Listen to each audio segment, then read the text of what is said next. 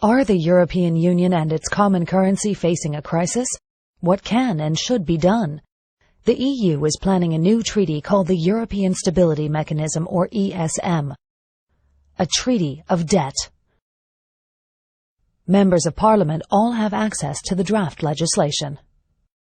The authorized capital stock shall be €700 billion. Question: why 700 billion? Where did that number come from? And by whom and on what basis was it calculated? ESM members hereby irrevocably and unconditionally undertake to pay on demand any capital call made on them within 7 days of receipt of such demand. Question: nothing really. That part is clear. If the ESM needs money, we have 7 days to pay. Taking normal bank processing times into account, that means we have 4 days to write a check. But what does irrevocably and unconditionally mean? What if we have a new parliament, one that doesn't want to transfer money to the ESM? Do we have to pay anyway? The Board of Governors may decide to change the authorized capital and amend Article 8 accordingly. Question: pardon me? 700 billion is just the beginning? The ESM can stock up the fund as much as it wants to, any time it wants to? And we would then be required, under Article 9, to irrevocably and unconditionally pay up? The ESM shall have full legal capacity to institute legal proceedings. The ESM, its property, funding, and assets shall enjoy immunity from every form of judicial process.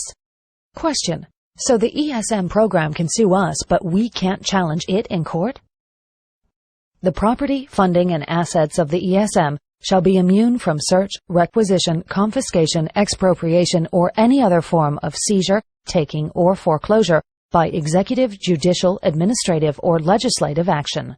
Question: immune from judicial action was covered in the last point, but this means neither our governments nor our legislatures nor any of our democratic laws have any effect on the ESM organization?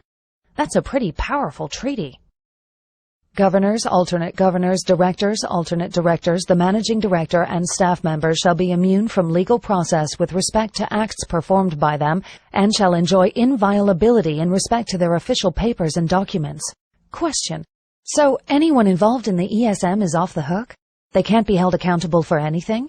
And does the inviolability of their papers mean we can't destroy them, or that we won't even be allowed to see what's been written? The treaty establishes a new intergovernmental organization to which we are required to transfer unlimited assets within 7 days if it so requests. An organization that can sue us but is immune from all forms of prosecution and whose managers enjoy the same immunity. There are no independent reviewers and no existing laws apply. Governments cannot take action against it. Europe's national budgets in the hands of one single, unelected, intergovernmental organization? Is that the future of Europe?